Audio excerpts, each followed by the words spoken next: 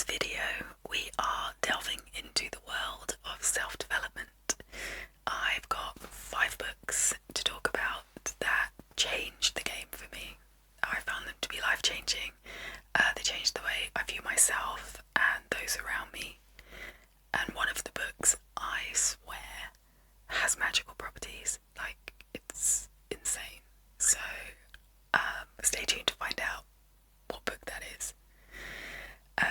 I'll give you a little bit of context to the books and then my thoughts. So, let's just get started.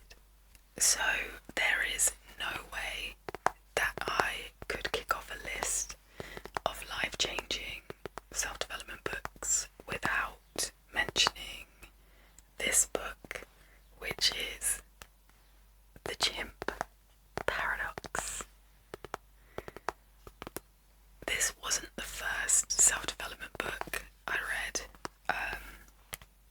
but it was definitely the first that finally made something stick and changed the way that I looked at myself.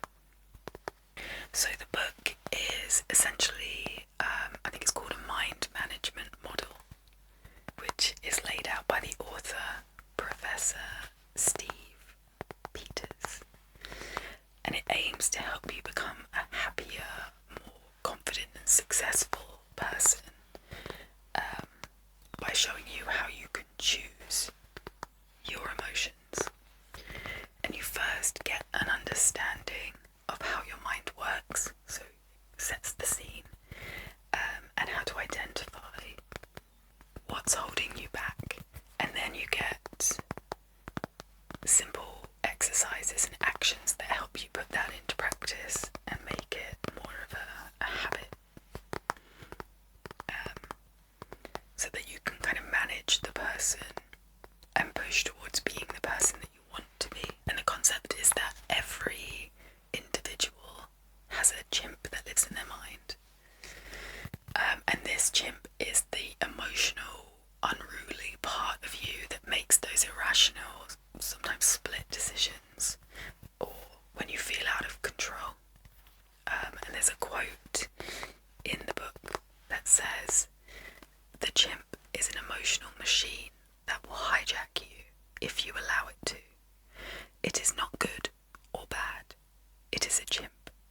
It can be your best friend or your worst enemy. This is the Chimp Paradox." What I love so much about this book is that Steve explains that while you are responsible for the chimp because it's in your brain, you are not the chimp, and you don't have to be this way. Everything you do is a choice, and the better you are at managing this chimp, the more successful you will be. And I think it really struck a chord with me at that time in my life, because I was one of those people that thought, I am who I am, and I'm just looking for people that can put up with me and my flaws, like deal with it or move on kind of thing. I didn't really understand this idea that I didn't have to be that way, and I didn't really particularly want to be that way. And so this was the first revelation for me in understanding that I wasn't stuck being this person. I could be better, and I can choose to be better. I mean, there's so much more in this book than what I've said. He goes on to describe this idea of an autopilot for our brains and how we become accustomed, or it becomes like our routine or the way we do things. And there are other negative behaviours and beliefs known as goblins and gremlins. And for the cynics out there, it might sound more of a fairy tale than a self-development book. But I think using these analogies really helps you to visualise. And it's just a really good way of describing what goes on in your brain, and it makes a lot of sense when you're reading it. And I think it also just helps it to stick as well. And the book is obviously grounded in scientific fact, but the way it's written is very reader friendly, and I think that's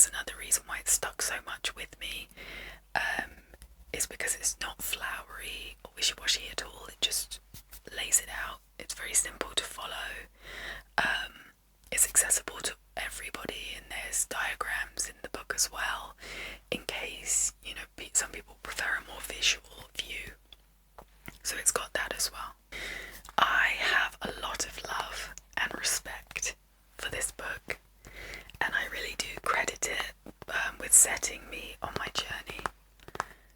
So I highly, highly recommend this to anyone. I think no matter where you are on your journey, it's an absolute game changer. So go read the Chimp Paradox. Now, speaking of game changers, book 2 was an absolute revelation when I read it. And this is Sleep by Nick Littlehales. So for context, I have always been a chronically bad sleeper. And so eventually, I don't know why I didn't do it sooner, I turned to books to see if anything could help me, and I came across this one. So the author, Nick Littlehales, is an elite sports sleep coach. So he's worked with Premiership football teams, rugby union teams. He's worked with I think at the time the book was written, I think he was working with the British cycling team. And he's also worked with Olympians and Paralympians. So, you know, he knows his stuff when it comes to sleep and how it can affect productivity and efficiency. The book itself focuses on a sleep recovery program, and it's split into 7 different sections. Some of these are understanding and moving away from the idea of the number of hours that you sleep and instead looking at it in cycles. It looks at understanding your circadian rhythm, and that's very individual, so understanding the type of person you are, and all of this is, you know, helps set the foundation so that you can then optimize your sleep, and also down to the basics of just improving your sleep environment. So, you know, your bedroom or the routine that you go through pre and post sleep.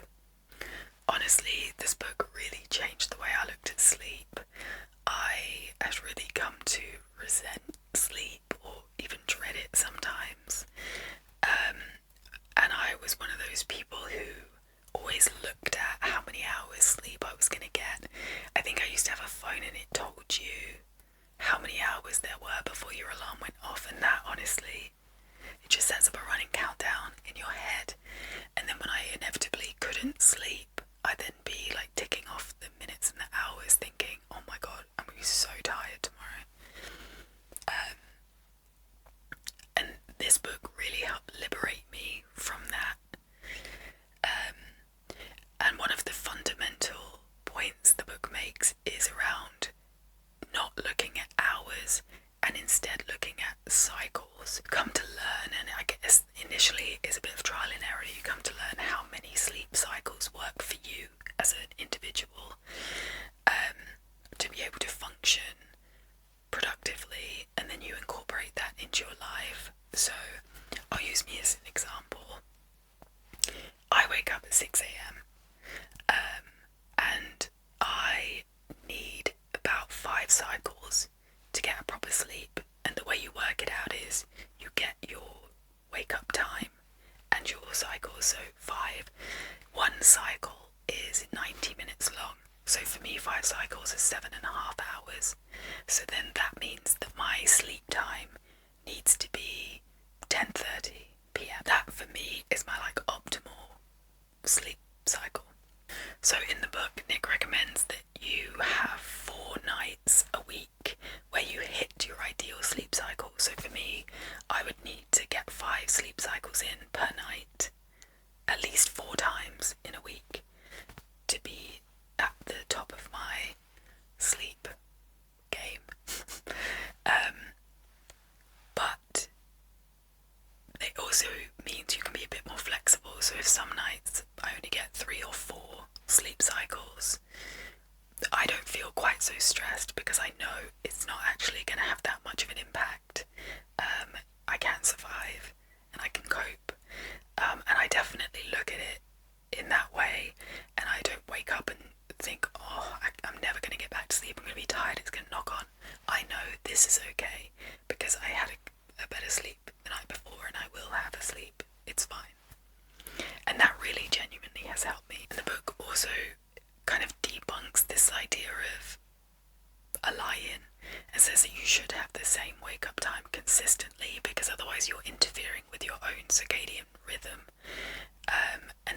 when you do finally get back into your routine, so say at the weekend, if you sleep in a bit longer, then you might find it harder to start off your week back into your routine because you've kind of disrupted your natural rhythm.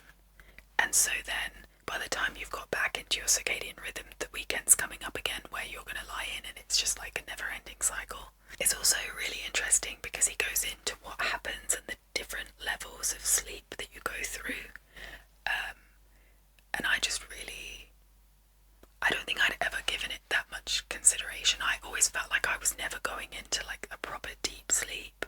You know, sometimes when you wake up and your eyelids are really scratchy. So it was interesting for me to understand that side of it. And then another section is around the sleep environment. And Nick says that you should always sleep on your non-dominant side and use a very thin pillow. He actually recommends not having one at all, but I just think that's too far. I mean, I read this book in May 2020, and I still make sure that when we go away and we're fighting over sides of the bed, I always choose one that I can sleep on my non-dominant side. So I'm left-handed, so my non-dominant side is my right-hand side. So yeah, I always choose that, and I used to have at least 2 pillows, and then wonder why I had a bad neck or back. Whereas now I have one, and it is quite thin. And it really genuinely has helped. I mean, there's a lot more in this book than what I've talked about, and it's very interesting, and it's also laid out in a way that it's very easy to adapt into your own life. He explains about different body types, and that helps you to understand the different type of bed or sleep environment that will suit you better, the idea of your circadian rhythm and whether you're more of an early bird versus a night owl. And so it's all very tailored to you as an individual. There is no one sleep approach that fits all. I'm not saying it solved all of my sleep problems. I definitely still have nights, and some months are worse than others, you know, when I don't sleep well, but I know that I've tried to set myself up for success the best way I can, and I definitely don't have that stress and frustration of sleep hanging over me like I did before. So it really helped with that.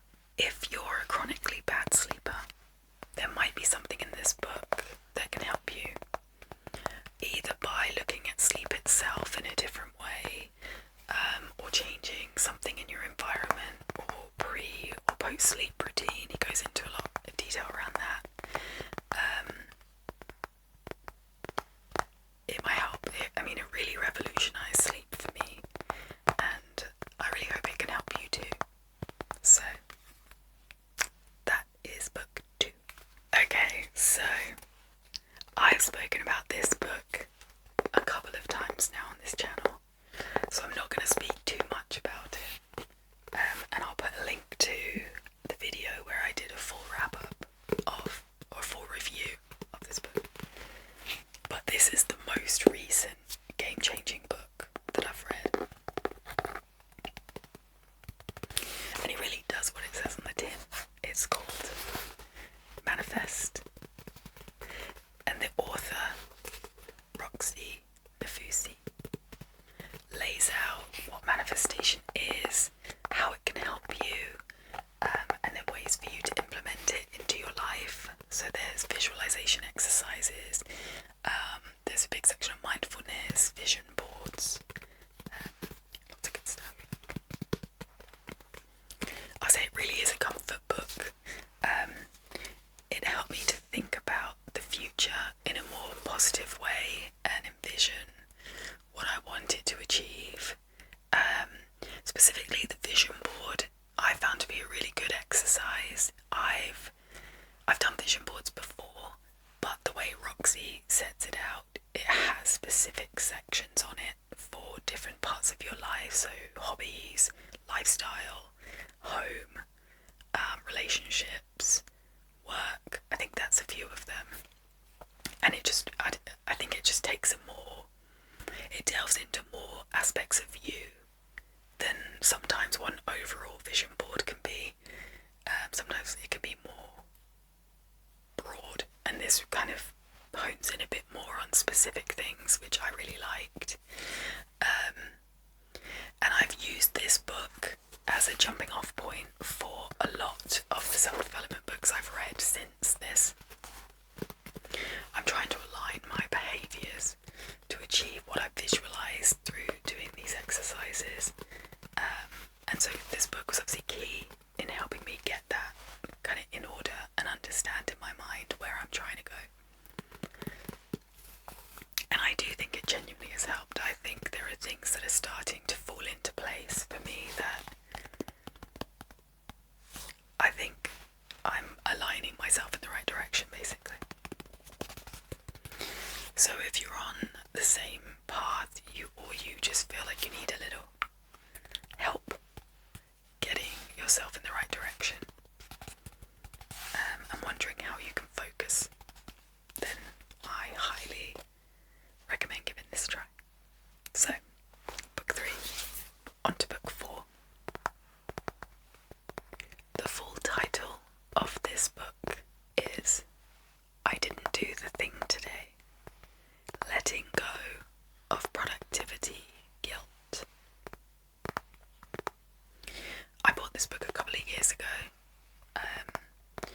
and I was in that phase where I was trying to establish a proper routine, to get certain habits to stick. But I was, to be honest, struggling to make it an embedded routine. And I always ended up with so much on my to-do lists, both personal and work. And I used to get really frustrated that I wasn't ticking off more.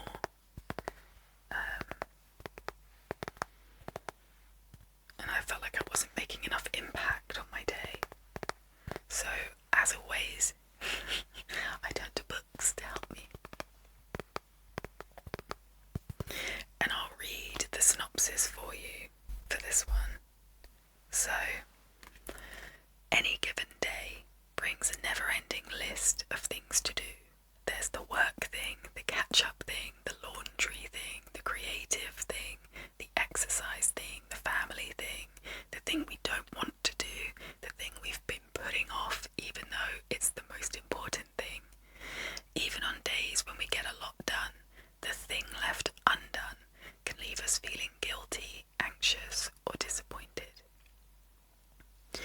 After 5 years of searching for the secret to productivity, Madeleine Dorr discovered there isn't one instead. We're being set up to fail.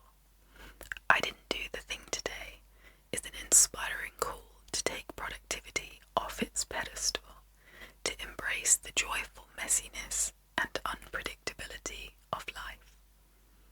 For anyone who has ever felt the pressure to do more, achieve more, be more, this antidote to our doing obsession is the permission slip we all need to find our own way.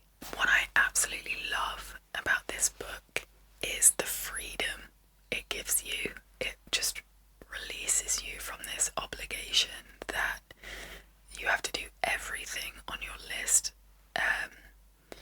And by not getting something done, it doesn't mean you're a terrible person who's a failure. It just means that maybe that day in particular your body just needed a rest or you needed a break. So, for example, if you don't end up going to the gym and instead you decide to read your book and have some time for yourself, I'm not naming names. Maybe it was because your body needed a rest and you needed that time to heal, and be present. So, not to say you make that excuse every single day. She definitely doesn't say that in the book, but it's just accepting that you don't have to be perfect every single day. Another big part of the book is this idea that as great as a routine is and can be, and as helpful it can be in making you productive, sometimes it can feel very restricting when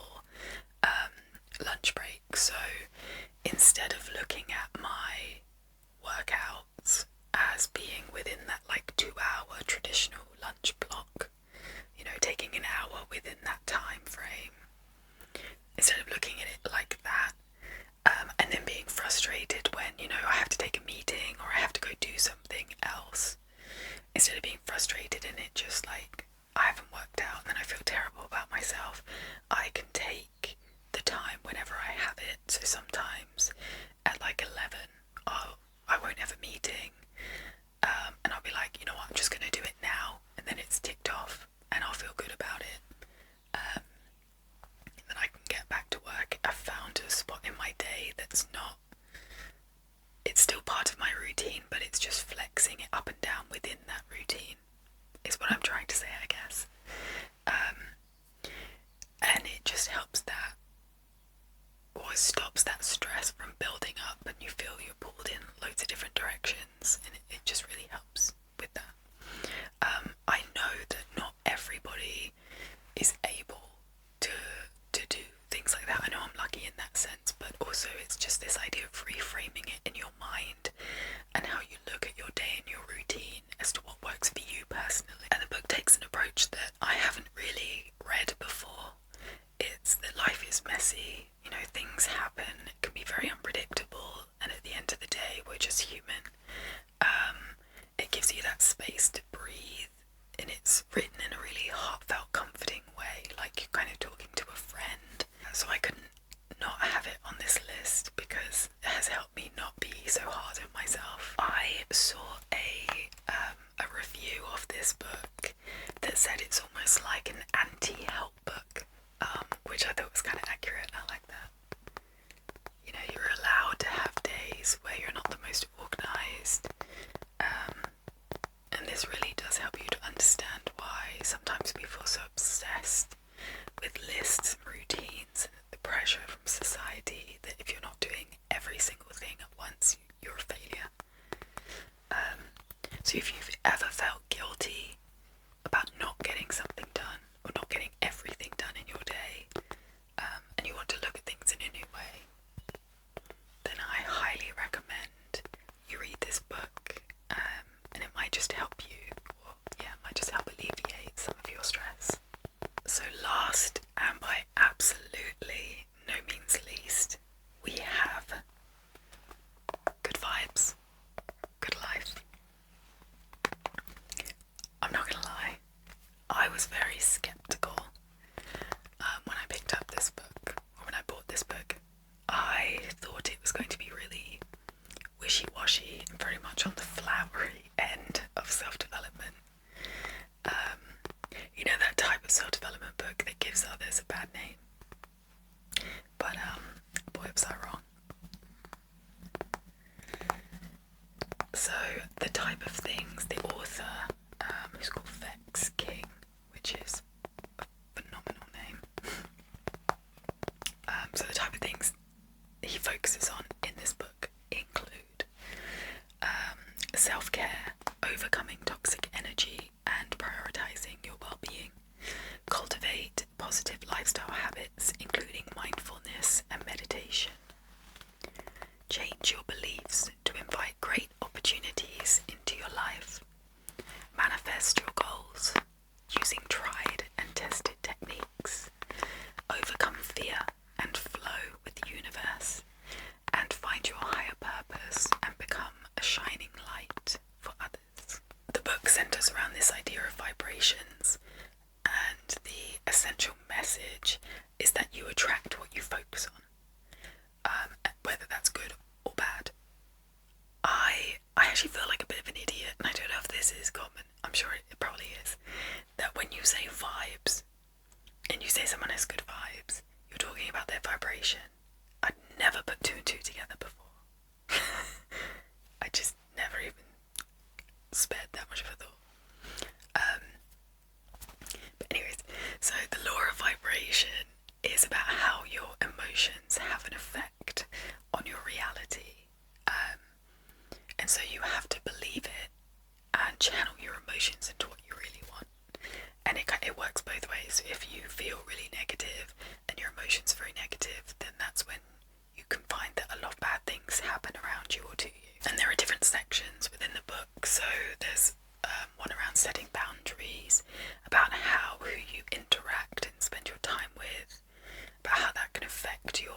exaggeration, and it really did open my mind to this idea that if I naturally take a pessimistic view of things, then I'm essentially blocking my own way to success. So to give a little bit of context, I read this book during COVID in 2020. I lost my job just as we went into the first lockdown, so I lost my job in March of that year. So I had no source of income for the whole, I guess, 2 years that we were in and out of lockdowns. I also got diagnosed with rheumatoid arthritis in August of 2020, so I was just in a really low place, physically and mentally. And that's kind of what led me to this book in the first place. I bought the book in August 2020 because I just wanted something that might help me reframe what was happening, and lift me out of that place. I'm not gonna lie, I genuinely feel like this book has something magic about it. The instant, and when I say instant, like, the first time I read this book, first off, it instantly did help me to feel better and to feel more encouraged about I can change my view and how I feel, and things will start working out for me. But I hadn't even finished reading the book when I got a call from an ex-colleague who just remembered that I used to be an editor, and he had a friend who needed some work being edited and was willing to pay for it. Like, just out of nowhere. And I had just started believing that everything would work out and that I would be alright if I just believed and trusted the process, kind of thing. And started thinking about, okay, I'm doing everything I can in this situation. I just gotta keep chugging along and doing everything I can. And then this happened. And it gave me the confidence boost that I needed, and just completely changed the game for me. And I reread this book last year. Again, I just felt like I needed a bit of a boost and a reminder of how to get myself on track. And again, out of nowhere, I felt like I'd lost direction and I needed something to help me get back on that path. Felt like I wasn't really going anywhere. And then, again, before I'd finished reading the book, I got a pay rise out of nowhere. Like, it's magic, I'm telling you. Crazy. So, if you've read this book, has anything magical happened to you?